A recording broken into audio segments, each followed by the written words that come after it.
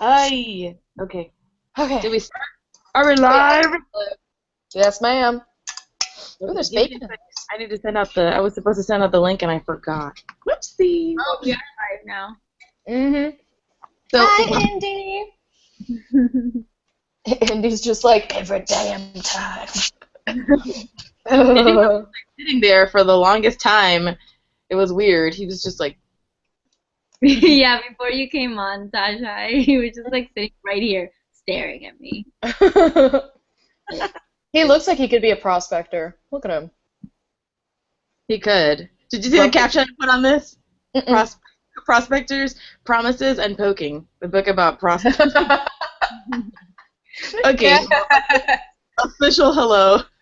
So we're only lovers left in the library, and we read with a vaginal fantasy, which is a romance book club, and they read romance genre. And this month it was Western romance. That's why I got my bandana and I've got my little camping cup full of ginger ale, and Tashai's eating a can of beans out of a pot, and I have a mason jar. Woo! And Andrea is wearing she's wearing her cowboy plaids. Looks good. Okay. Hot chocolate. What are you drinking, Andrea? What are you drinking? Hot chocolate, cinnamon hot chocolate.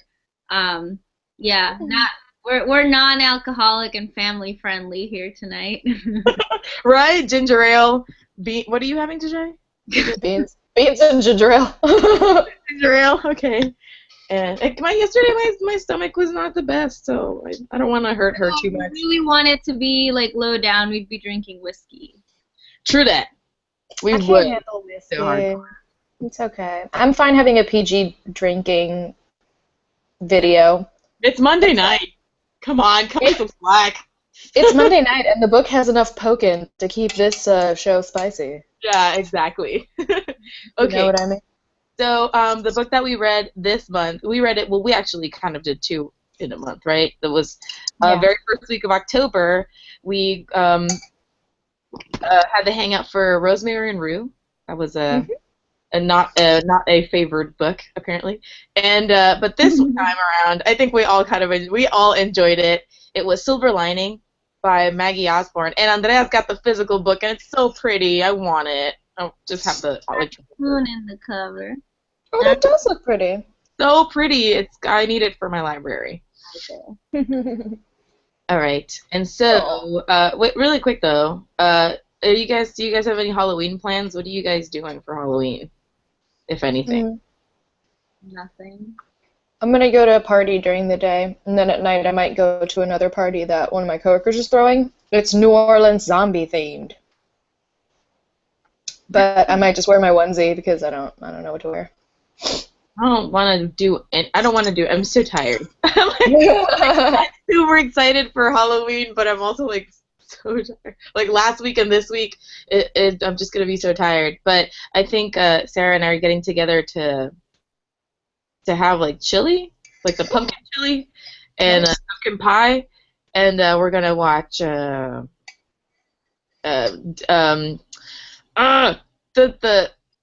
Johnny Depp musical.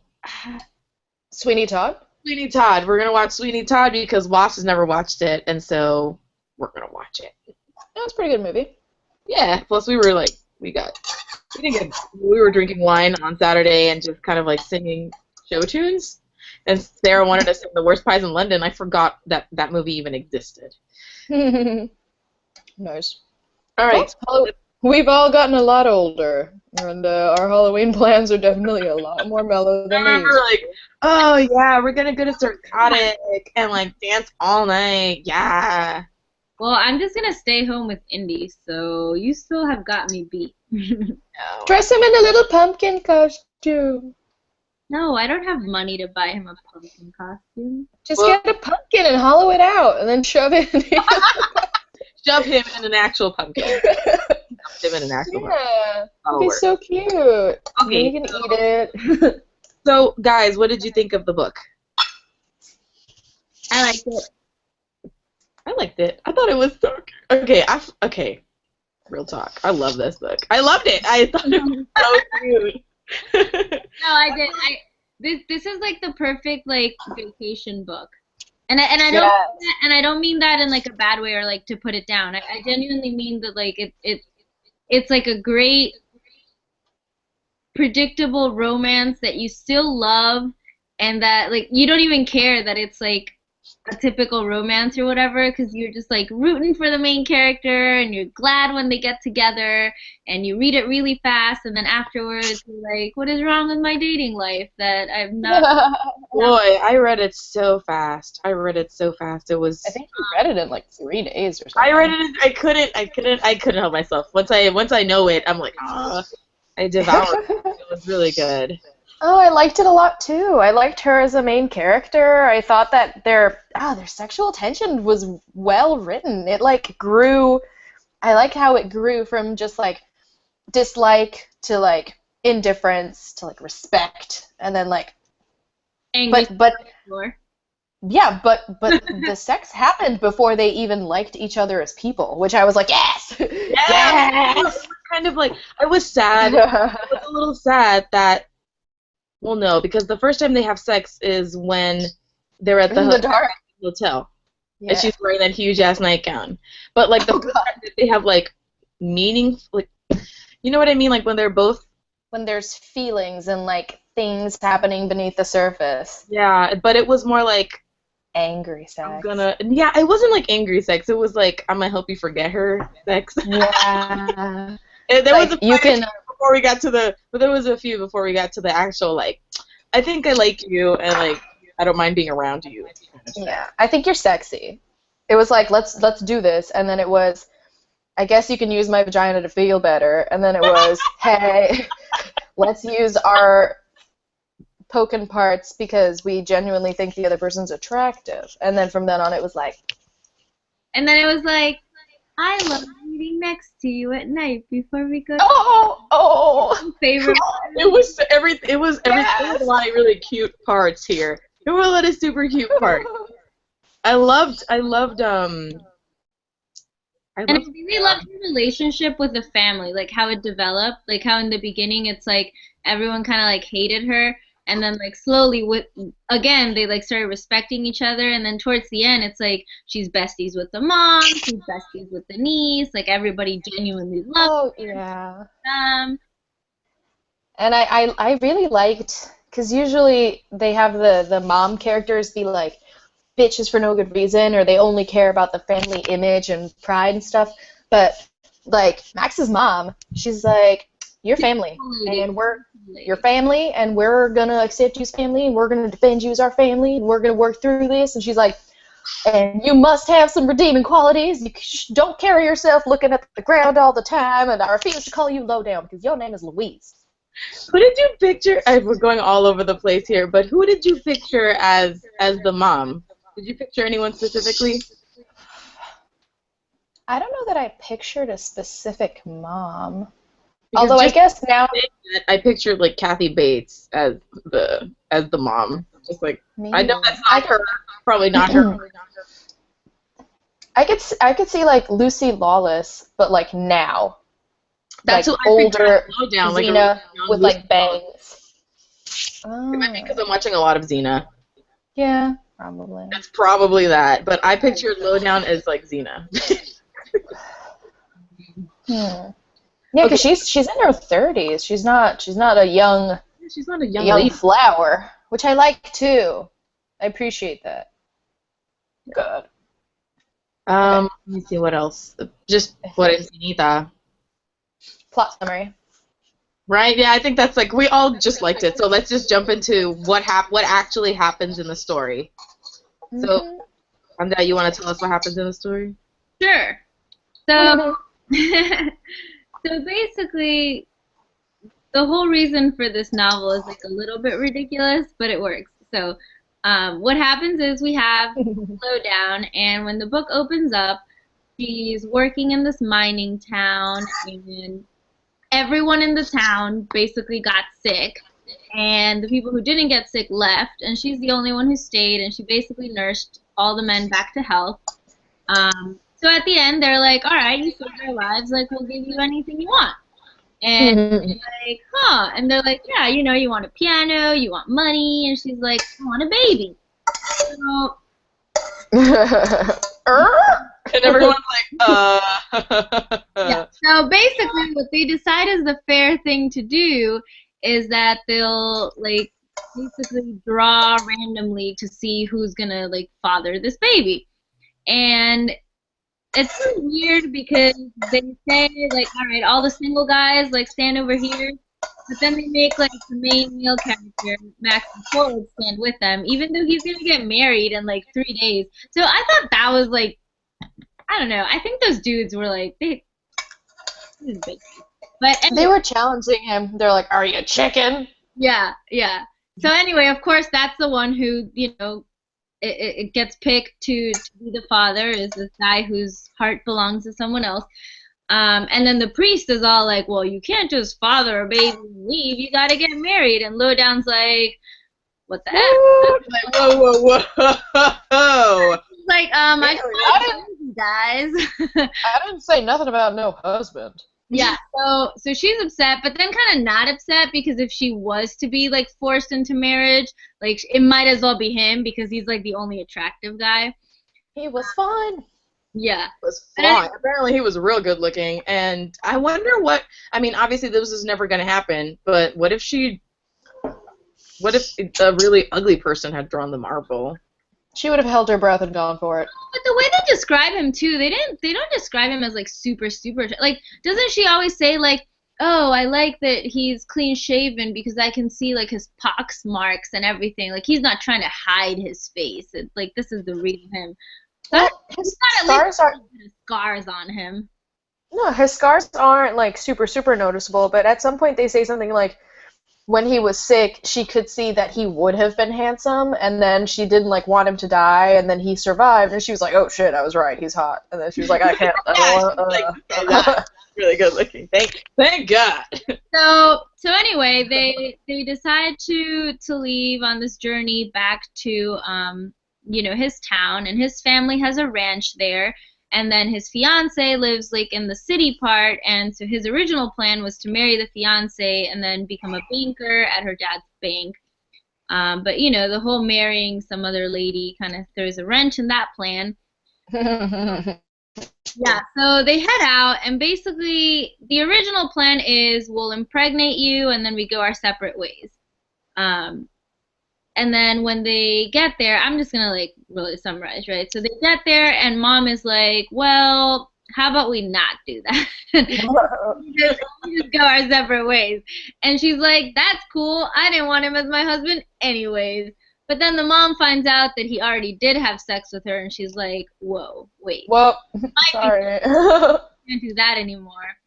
And then he goes to see his fiance to, like, tell her all of this crazy news, and then she's like, what, I'm pregnant too, because they had sex, like, the very last night that he was in town. He had sex with her, and then left for the mine, right? That's what that story was. Yeah, to go getting gold. Before he went to the mining town, they had sex, and so now he has this conundrum because, oh man, there's two ladies there's one who's definitely pregnant by me and one who might be pregnant by me, and I'm married to one of them, but I should also marry the other one. So they decide the solution to this problem is his brother should marry his fiance, and then, Wally. Yeah, Wally. Aren't we all lucky that Wally wasn't a 12-year-old? Right? God. Convenient marrying age. In this novel's favor. Yeah. So, basically, Philadelphia, that's the name of his fiance, she's really upset, and understandably so, because now she's being forced to marry the brother of her fiance in order to at least try to make the scandal a little bit less. Like, eventually people will realize that she had a baby or she got pregnant before the marriage, but at least this way, it's less of a scandal, because they try to make it look as if she left Max for his brother Wally, and not that Max married some girl by drawing something out of a hat and then dumped his fiance. So that's the plan, and then of course it gets complicated because she and Wally move into Max's mom's house so that the mom can help with the pregnancy. So basically, you have Max and Lowdown, our main characters in the book, living in the house that Max had built for his fiance, and then we have his brother and his ex-fiance, now brother's fiance, living in the main house with his mom. And then his sister and her kid also live on the property. So it's like a whole big family. That is so uncomfortable. It's not ideal. And Philadelphia has to stay out there for the duration of her pregnancy. Yeah, It's not like. So she can't stay in the city because they're trying to hide it, and that way, she has people to help her with. But it's very difficult too because she's very spoiled, and she comes from a rich family. And that's not the way that his family is at all. So, she doesn't help with the chores. She doesn't really do anything, and that causes tension with the family. She's a hater. Wow. Yeah. She's a hater. So basically what happens between Lowdown, I guess I should call her Louise, not Lowdown. But anyway, between Louise and Max is like we said before, they don't really like each other at first. They kind of have sex more because he promised to give her a baby or whatever than anything else, but then slowly they start to form a friendship. They start to figure out ways to live together, and she's really cool. She helps his family out with chores, she helps him with chores. At one point, there's basically Philadelphia's dad hates Max for all the stuff that he did to his daughter, so he gets all of the farm workers to stop working for him by basically placing a hold on the town where anyone who works for Max can't get food, can't get lodging, can't get anything. So everyone stops working for him, and it's just Max and Louise trying to keep the ranch going, feeding all the cows and stuff, and then a huge storm comes, and then Max breaks his arm and tries to do all the work. She really steps up her game. Pero yeah, she bien dispuesta, because I was really afraid that the novel was gonna be about her, classing it up. I thought she was gonna class it up when she was a married woman, but she settled pretty well into married life, but she didn't lose what was special about her. Yeah. Yeah, she became an actually productive, good wife to have. She understood the value of hard work and the value of family, and she never had a family, so she really appreciated being accepted into this family. She was a really get her done character. Because in the beginning he's still kind of in love with his ex-fiance, and then over time he starts to be oh, was she always this selfish and I just didn't realize it? He starts to basically realize what kind of person she really is, and an asshole person, and what kind of she's a fucking asshole. I mean, she really is. She's a terrible person. She really is, though. She the niece, the little girl, Sunshine. She's like, "Hey, Auntie, let me hug you," and she's like, "Nuh-uh, you're gonna wrinkle my dress." That kind of person. Yeah, or she'd be like, "Oh, you shouldn't wear that. You shouldn't wear that. See, Sunshine, some women shouldn't wear green because then they look like shit." Lowdown's wearing a green dress that looks like shit. She's too honest. That's what I mean. Yeah, but anyway, so this all develops. Max and Louise start falling in love, and Wally is really trying to make it work with Philadelphia. It's just kind of Wally, man. Wally's let me love you for life. But the funny thing is that Wally starts working for Philadelphia's dad at the bank, and it turns out he's a fantastic banker, and much better than Max would have ever been, because Wally's actually not interested in the ranch life like Max is. He just I don't know, he falls into banking, and her dad loves him. So basically he makes a really good life for himself apart from her. She thought she was doing him this huge favor, getting him a job at the bank, but it turns out he's super good at it.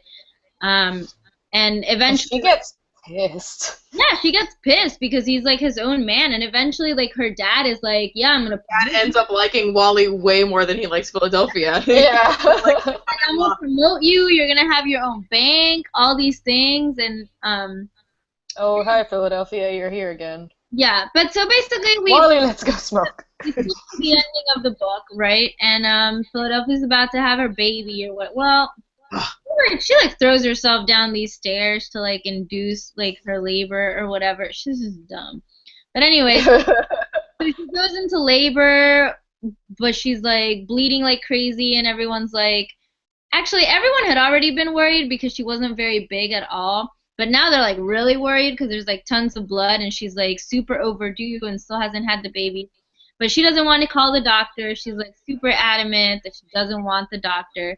But eventually they call the doctor because she's like bleeding like crazy. And the doctor was like, oh, this was a miscarriage. And everyone's like, what? How can it be a miscarriage if she's like 2 weeks past her due date? And he's like, yeah, that wasn't the real like day of conception. And then oh, BT dubs, the baby's also black. So, yeah. He's like, she's 7 months pregnant. They're like, no, she's definitely over 9 months. And he's like, I've delivered. At that point, she was like 10 months pregnant. Yeah. The mom was like, oh, when is she gonna come out of here? He's like, I've delivered a lot of babies. She was not 9 months pregnant. I wanted someone to be like, she's not an elephant. She does not have the gestation period. Also, can we talk, because I feel like everyone was just like, holy shit, like, it was a black baby and she lied about the date. But also, can we talk about the fact that she threw herself down? She basically killed her baby. Like, nobody mentioned this at all. Like, oh, she had a miscarriage. Yeah, you know why she had a fucking miscarriage? Because she threw herself down the stairs. No, you're right. You're right. I didn't even consider that, too. I didn't consider I feel like that's a behind purpose. I think that's probably a behind closed doors conversation, because Louise was going to talk to Max about it at some point, and then she saw he was so upset, and she was just like... Anyway, so of course, like, Max is like, what? I'm not black. That's not my baby.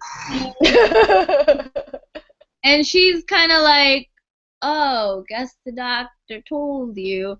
But anyway, her perspective on the whole thing is, let's forget all this ever happened. The point is that no baby exists now, and we should just go and get married. And like this is basically goes to him and is like, I know you love me, I love you. There's no baby anymore. We should be together.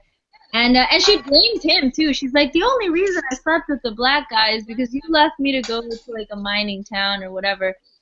And he's like, you're ridiculous.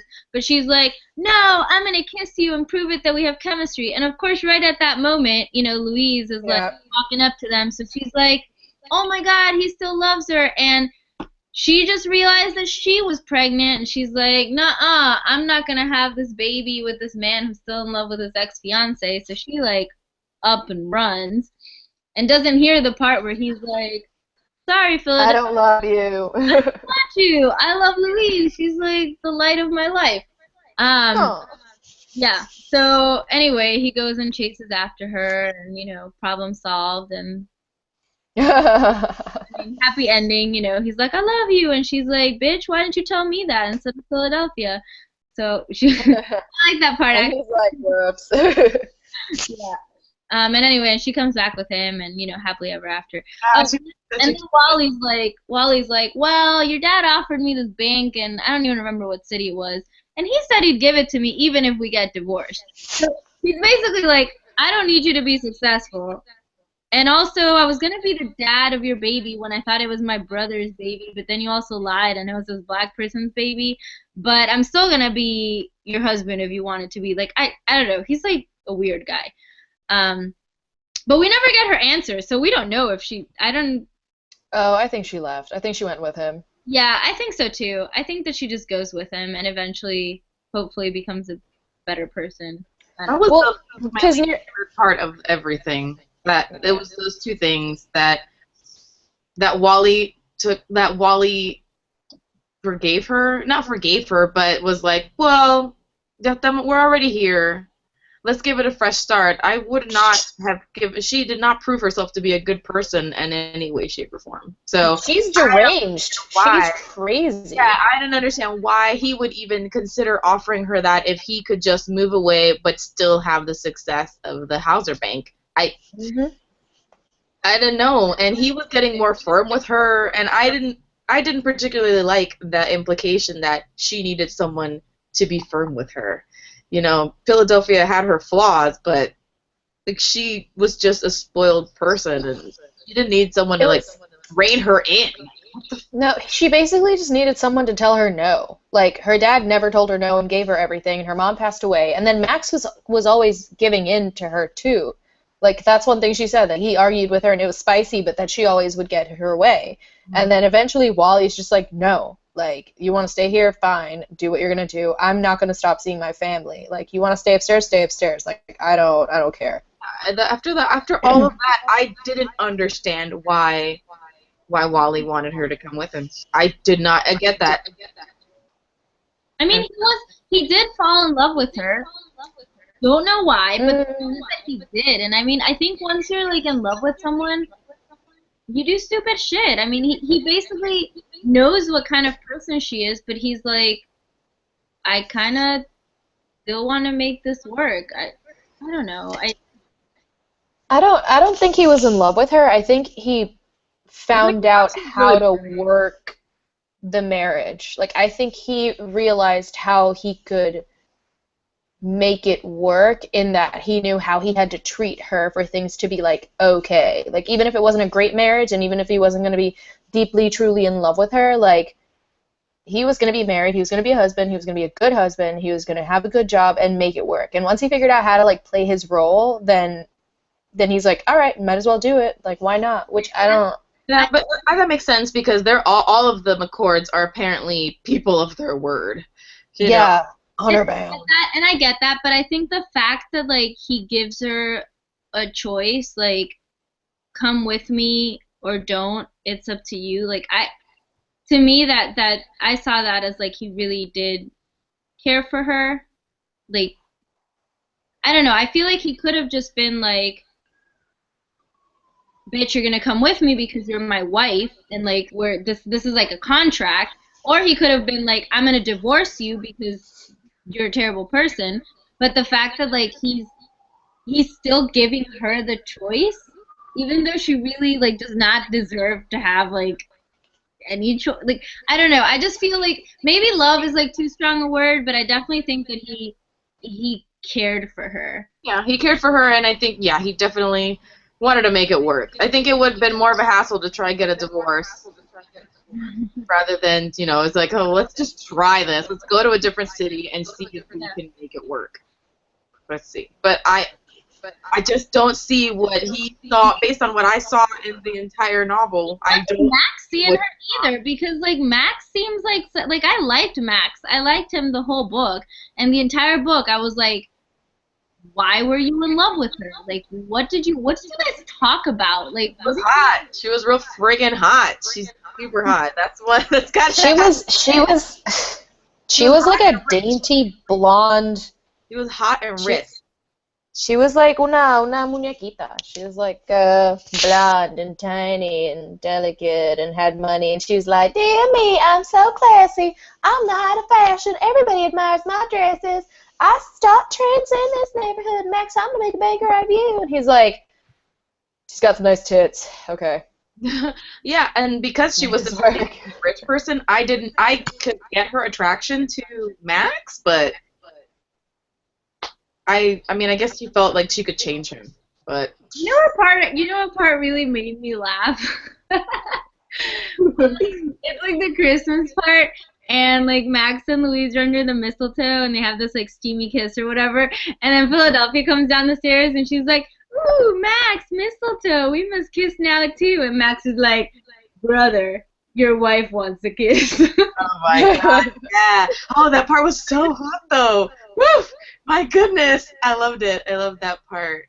I also just like that Philadelphia was so pissed they were making ham. I told your mother that my family eats chicken, and she made ham. How dare she make ham when I explicitly told her that that is not what my family eats? And he's like, my family always eats ham. And she's like, how dare she? Shame it, her. She clearly has no respect for me.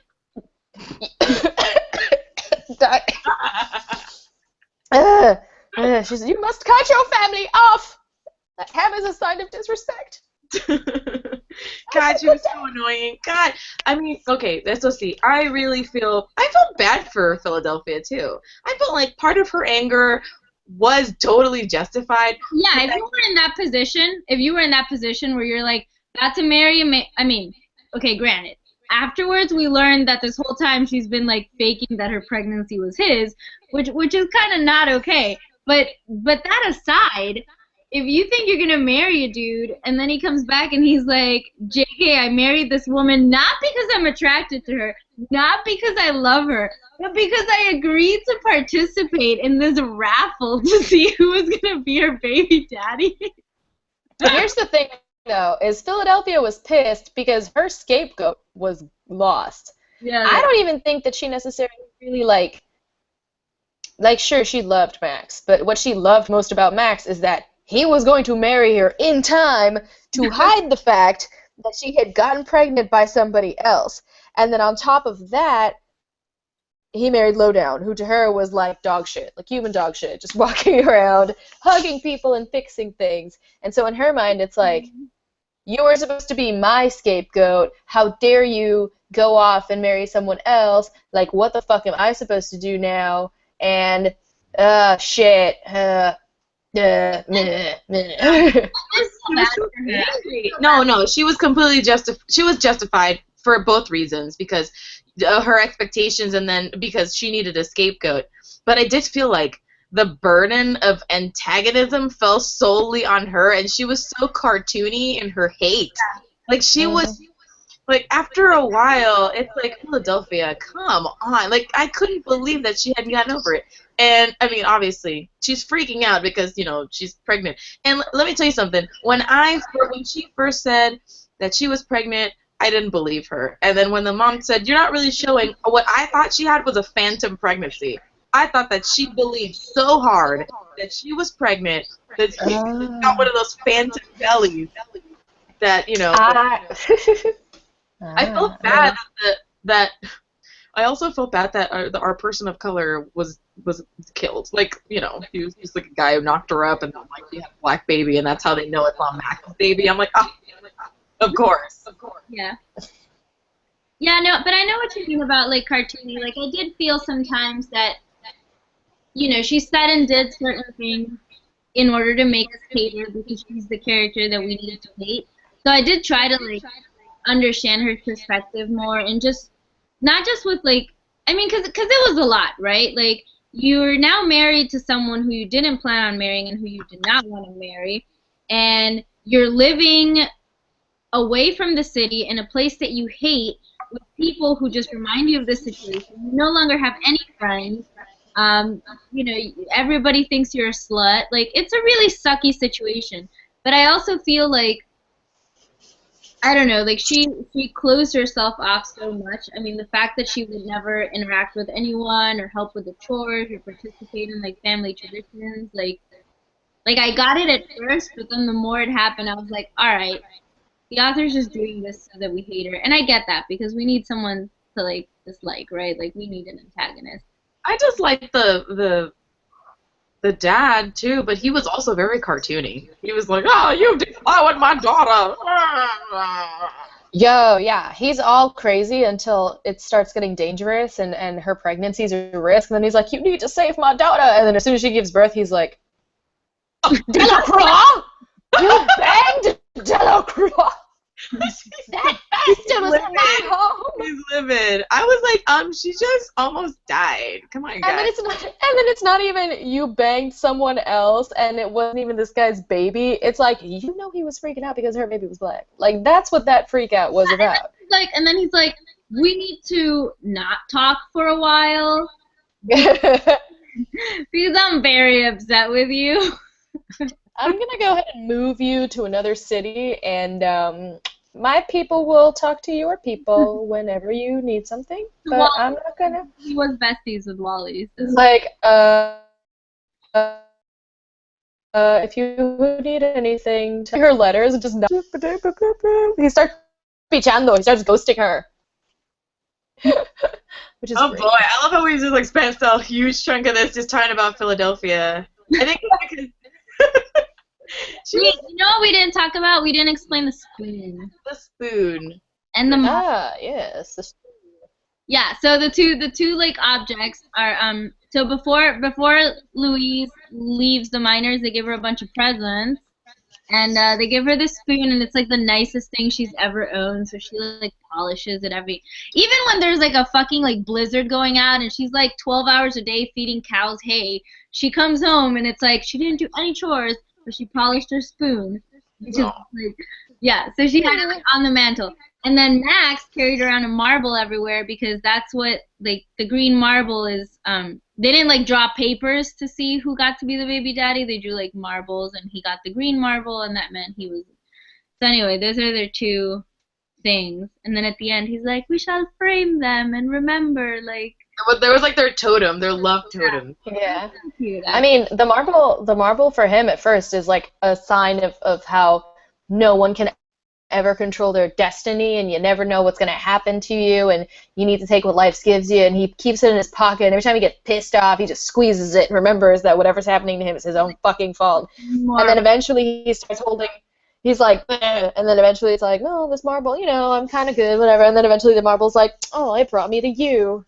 Yeah. It's a lot of commitment to the hate, though. Like I remember thinking, like, man, I would never remember to change it from like one pant pocket to another. Like, I mean, he makes sure that this marble is in his pocket every. I'm pretty sure he has like 2 pairs of pants though. I was about to say, like, I think he only owns like 2 pairs. He's got money, but he's a rancher. Like, he's not gonna spend money on fancy pants. I don't know. I feel like he changes his pants enough that Louise actually noticed and was like, "What'd you keep putting like from one pocket to another? Oh, it's the marble. Oh, he hates me." I like how they became friends. Louise was so hardcore. I mean, I call her Louise, but I mean the reason why initially in the story she's called Low Down is because she was like an orphan. She was put on an orphan train.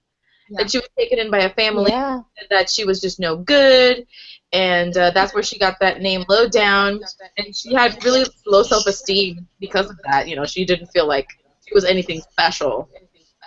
Yeah. Mm-hmm. And but she was a really hard worker. I loved her as a hero. I loved her. Like I said, I was really afraid that she was gonna class it up, but she ended up working just as hard. And I liked how they became friends. I like how. The thing is, I think like we were so worried about how she was gonna fit in with the family or whatever, because in the beginning she's so like cussing everywhere and a minor or whatever. But the thing is, his family is full of hardworking women, though. Like they may be like more class than her, and they may dress better, whatever. But they're all hard workers. So I felt like personality-wise, he actually fit in like perfectly with the family.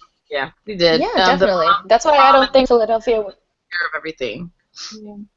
Yeah, that's why it wouldn't have made any sense for him to end up with Philadelphia. And I also like that when they did bring her into the city, she didn't go from like 0 to hero and 0 to 60. Like she didn't suddenly take a shower and become super hot. Yeah, that was took a shower. That was my fear, that she was gonna clean up and he was gonna be like, "Oh my goodness, she's absolutely beautiful," or his reaction was like, "Oh, well, whatever." I mean, he's just so angry, and I didn't understand it. I understood his psychology, but I guess it's easier to walk away from things now. But I was just like, dude, you could just for real just walk away from this. You don't have to. He beat himself up so much over the fact that like he made this decision, and I mean, I made this promise, and I'm like, dude, no one would know. There's no internet. Like, no one would know. Who's gonna find out? I mean, I think like it's one of those things though where back then like you really did have to take a person at their word. Like if you didn't have enough money to be able to pay for your livestock,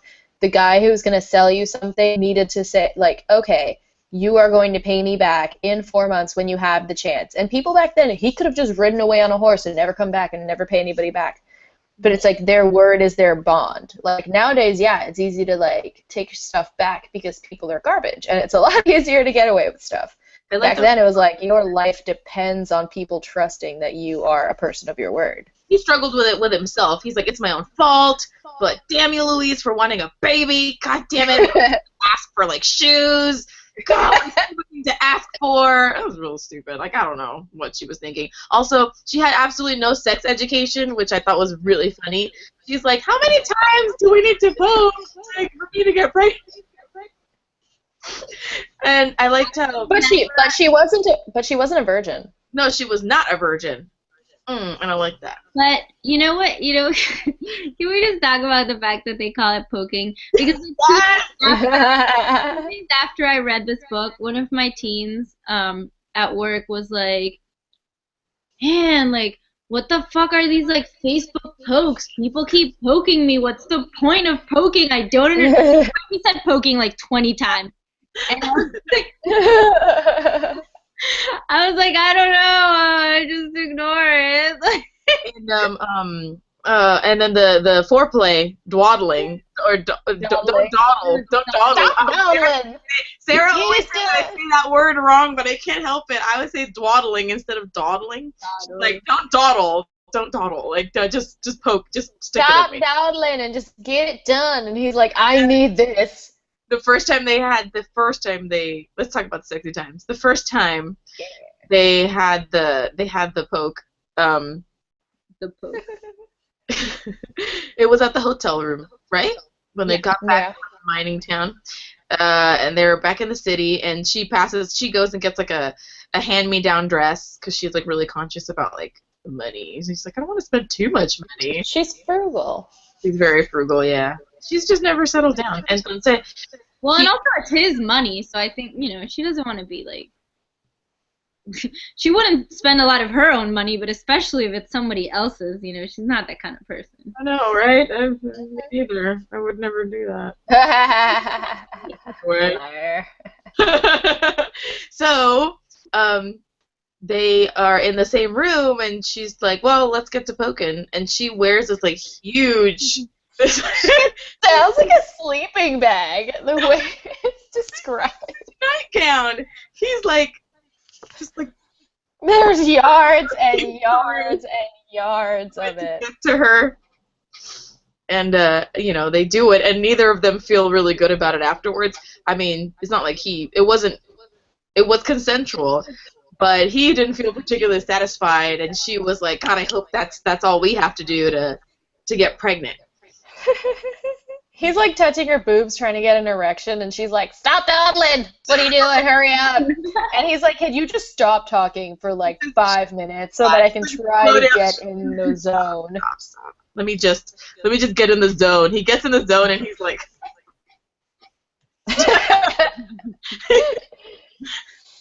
He's like, and let's go. Don't look at me. Don't look at me! Don't look at me! But their friendship grew. Like, she understood how he felt about Philadelphia, and I liked it that she wasn't really bitchy or jealous. I liked that Louise wasn't really cranky about it. Not until she was, like, actually in love with him. Like, yeah, exactly. But not before. Like, she didn't have this hate for Philadelphia. She almost felt, like, sorry for her. She's like, I'm real. Oh, yeah. I like that they had... I don't know, like, when they had conversations about stuff like why he went mining in the first place or stuff like that, or, like, about his family, like, you could tell that she, like, understood him. Like, as a reader, you could immediately tell that she, like, understood him in a way that probably Philadelphia didn't.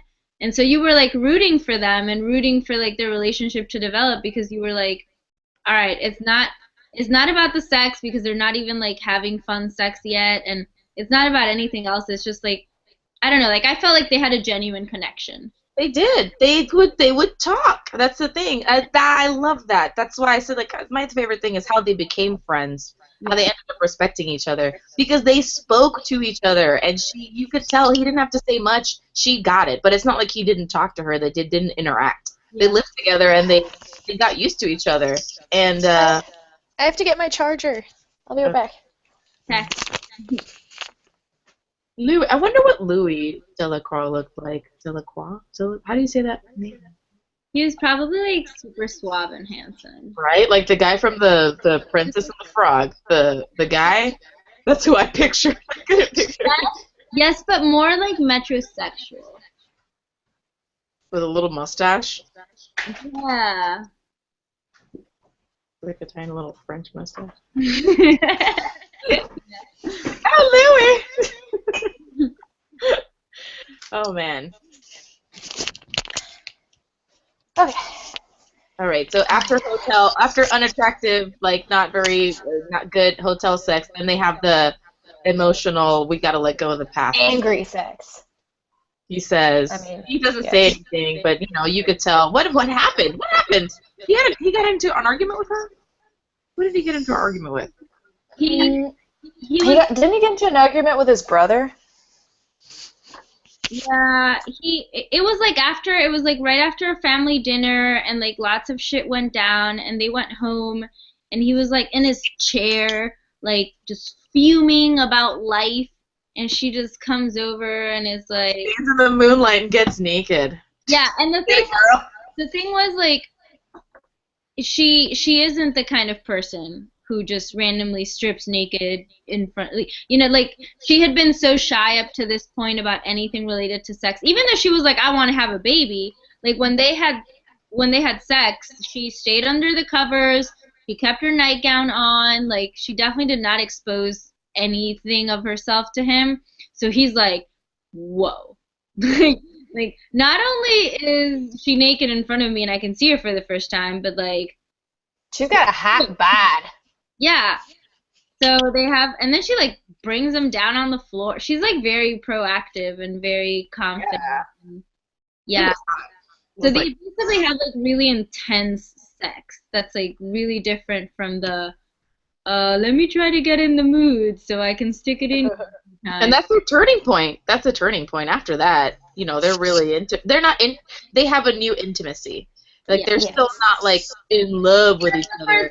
That's the first time that they actually like desired each other, like in like a really like not because they had to or because they wanted to have a baby or because it was just like, boom, I want you, you want me, we're gonna do this and fuck the world and like. I like how they didn't have sex for a long time after that too. Like because then the whole thing at the farm happened. Yeah. And then she really wanted to help out at the farm, and I liked how the family pitched in to help her with the chores in the house. They really like came through for her. I just love that. I love that family. I love the family. I want something like that. I really like the family too. Yeah, I thought that like. What's her name? The sister-in-law? We wrote it down. Who? Gilly. Gilly. Gilly. She seems super cool too. She's like very chill, very like, let's get to know each other, and we're gonna get you a new dress, and I'm gonna sew it for you, and you're gonna look beautiful. And Lowdown's like, no, I'm not beautiful. And Gilly's like, we're gonna make you look beautiful. I'm not pretty. She's like, you're beautiful.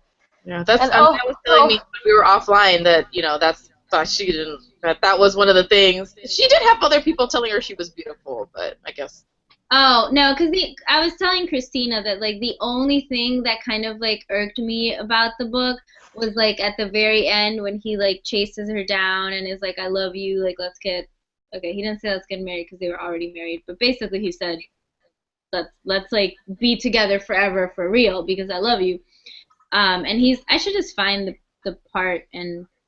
Oh, is it when she's like, I never thought I would ever find anybody who said that I was beautiful? Yeah, she says, that's exactly it. She says, you honestly think, oh, Max, you're the only person in the whole world who thinks I'm beautiful, and I love you for it. And that was the only line that for me was like... No, literally, Sunshine, very soon before that, was like, oh my God, Aunt Louise, you look beautiful. It's ongoing. They like kiss, and then she says, all my life I've dreamed of having someone think I was beautiful. And They lost me there. Then it keeps going. Then they don't mention it again. But it was just, I just thought it was, I don't know, because I love her all the time, and I love how she thinks, but I was just like, come on, girl. Like, no. Other people have called her beautiful, but I guess not even that. It's like, it. it's like, come on, Louise. Haven't you dreamed all your life of having someone who, like, respects you and wants to build a home with you? Like, I'm pretty sure this whole time you've been, like, trying to get him to respect you and get other people to respect how hard you work and respect that you know, have shit to bring to the situation. Yeah. Even after the workers stopped working with them and she worked with him on the farm and then he broke his arm. She did that by herself. Yeah. Like they were both he was too hurt to do it, she was too hurt to do it, and then Christmas happened. And then they kissed. And I know that they had a sex before, but that kiss was fantastic. It was. Yes. Yeah. He like goes in. It's like the slow burn, and then it's like, and the whole family's just watching them, and they're like, "This is." Oh God, it's so embarrassing. Everyone was watching them, but he like kisses her, and he's like gets really into it. And but then his mom was cheering the mom. His mom was laughing. She's like, "Get a girl, get a girl, get a girl, get a girl." I was mortified. Because by then the mom likes her, so the mom's like, "Please God, let him want to bone this girl because she is a hard worker. She makes good pie. She's proved herself. God, like I cannot have some dainty bitch become my daughter-in-law." She genuinely cared about the family. You know what I mean? And like she wanted to get to know the sister, and she wants to help out the mom, and she loves the little girl. Like I never got the impression that she was doing anything just to get in their good graces. Like you could tell that she just genuinely liked being a part of this family, and she felt like she never had a family. When she had it, she took care of it. Unlike Philadelphia, who was just she just didn't want any part of it at all. It's like While You Were Sleeping. Do you see that movie? You're back. Sorry. You guys see While You Were Sleeping? Yes. Yeah, that she's like, oh my God, I fell in love with you. I fell in love with all of you. Like, oh my God, that part makes me cry every time. Anyway, what movie is it? Who's in it? Sandra Bullock. You've never seen While You Were Sleeping, no.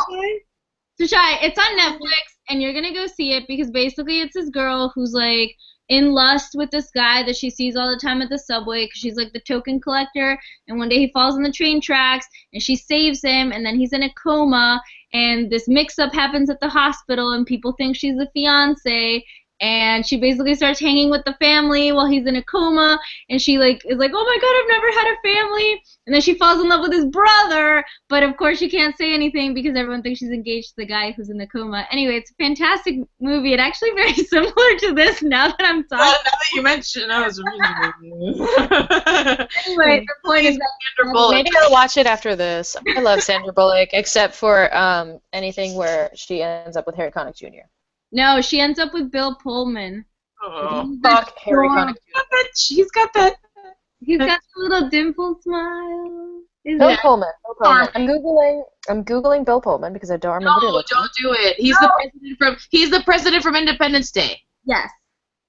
Bill Pullman. But Google Bill Pullman while you were sleeping because this is like youngish Bill Pullman. This was. I thought I was into him during Casper. He can get it. God. Yeah. What's going on here? Bill Pullman and Casper. You watch this movie because it's a feel-good movie and it's about loving the family and not just the person, and it's adorable. That was the true romance here, the family. The family, for sure. All right. Oh, he's wearing a denim jacket. That's where it's at. Well, he can maybe get it. I don't know. He's got this weird thing where he doesn't look like he has eyelids, and so when he's looking at someone in a mean way, it's like, hold on. Like I can't do it. He does that. Well, you have eyelids, so it's a little bit difficult to picture. He does that exact face in the movie in this one part where he's like, I think you like this dude because he was leaning on you, and she's like, what the fuck is leaning? And he's like, and does that face. Yeah, but picture it without eyelids. and like his Bill Pullman bang. I just look psychotic when I do it. Wait, it doesn't work with my hair now because I just look like an anime character. I started innocent. I started. Well, you should watch this movie. Yeah, watch it. I can't believe you've never watched it. All right, I watch it now. Good. Ah, look at Indy. Hold on, look at him. And he's been the sexiest little dog this entire hangout. That's because he's into this book. Because it's because I told him that people said he was cute in the last Oh, look at he's. I'm gonna be more cute this time. Yeah, he was He's just like the whole time. he's like sleepy, blinking. He's doing No that. pets allowed in the library unless it's like in Indy or Pima or your dog. Yeah. Well, I didn't say it for you to don't pout. Is there anything else you guys wanted to say before we go? Because it just seems like there's just like so many nice things I could say, except for Philadelphia being a weird cartoon rat bitch. Yeah, but you know what? I forgive everything in this book because I liked it. Tashay, you can totally tweet at Maggie Osborne, unlike we read. You're allowed to tweet at her this time because It was a guilty pleasure for me. It was a guilty pleasure. I did like it. So happy we read like a cowgirl, cowboy. Yeah.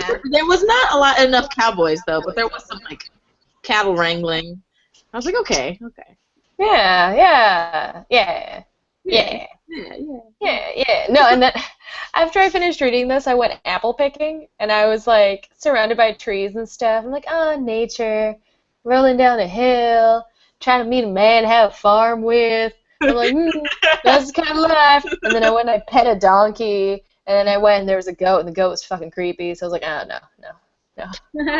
No. All right, but I give it 4 stars. I give it 4 out of 5. I give it like 4 3/4 stars. I gave it 5 because of the pure enjoyment I just had from there being an actual romance. It was not perfect, but I always rate it on how good I feel afterwards. If I'm like, then I'm like 5 stars, good reads. But if I'm like, Well, the line about beauty is the one que me lo bajó un poco.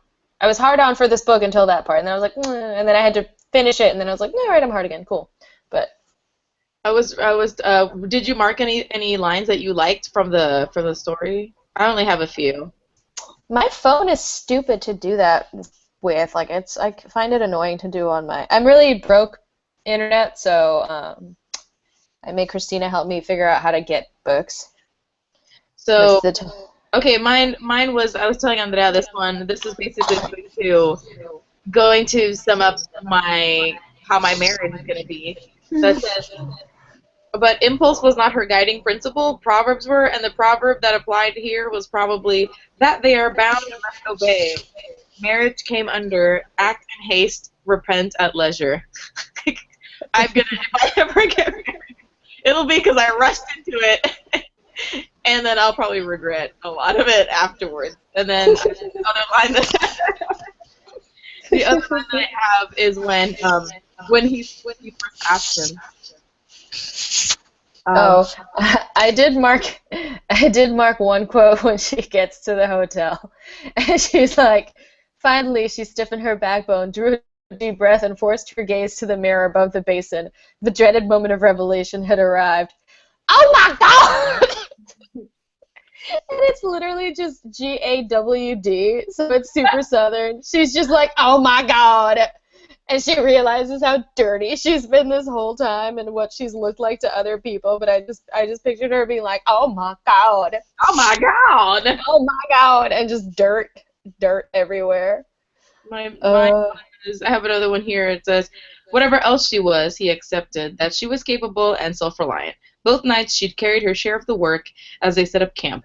Without discussing it, they had split the task as if they'd traveled together before and knew each other's habits well. So she wasn't a pain in the ass. Like, she was really good. And then her voice came out of the darkness from somewhere near the picket line.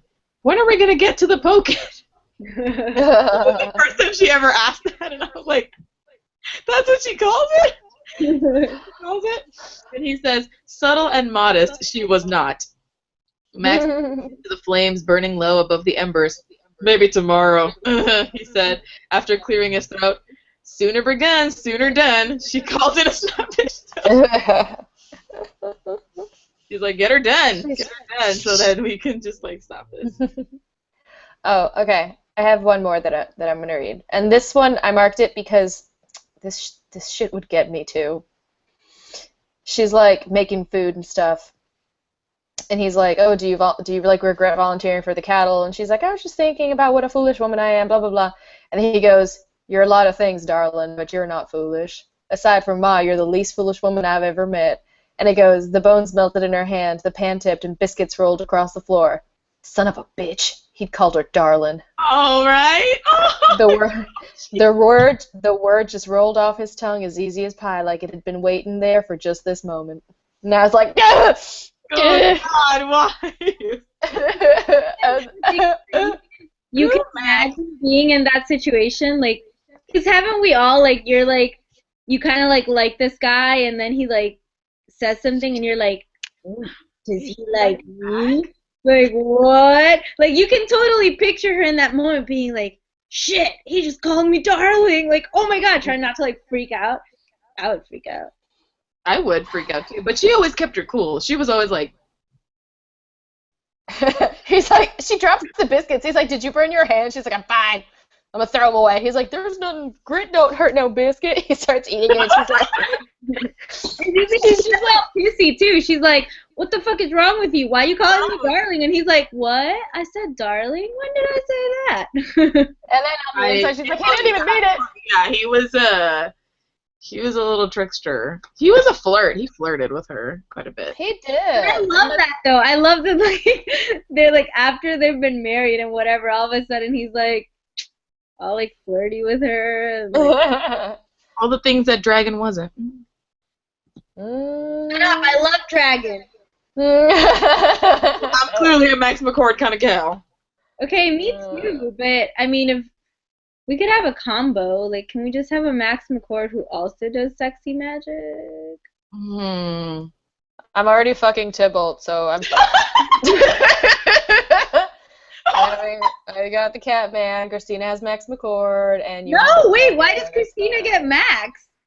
She's wearing a cape. I hate Dragon. I'm never gonna let him. I don't want to. Look at her. Look at Christina. Tell me she doesn't look like low down, about to go make a pie. but Stop being you do sexy forest magic, Andrea. Yeah, but I don't want the emotionally unavailable guy. Well, Dragon, I'm sure, becomes a lot nicer once they like bang a few more times. When she meets his family, and then the book cuts off. He has some of her mom's famous casserole or whatever the fuck they cook in Russia. Rural Russia.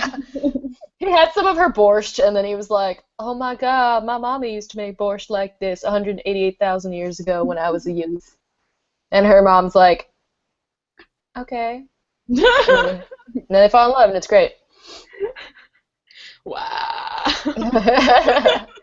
All right, I think we've gone off topic enough. Yeah, definitely. We can wrap this up and then talk amongst ourselves. All right, well, that's it. We loved it. I don't know what the next book is because the hangout hasn't happened. It's supposed to happen tomorrow. So, Watch the hangout. I really enjoyed it. Huh? Watch the hangout, dear audience. The ladies who Fantasy, they know what they're doing.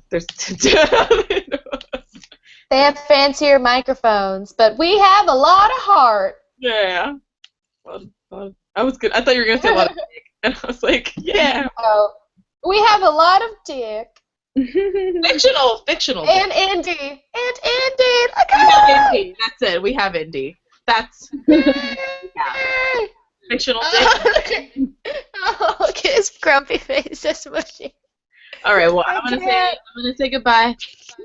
Bye. Hasta luego, people. Thank you if you were watching. Bye. Bye, Internet.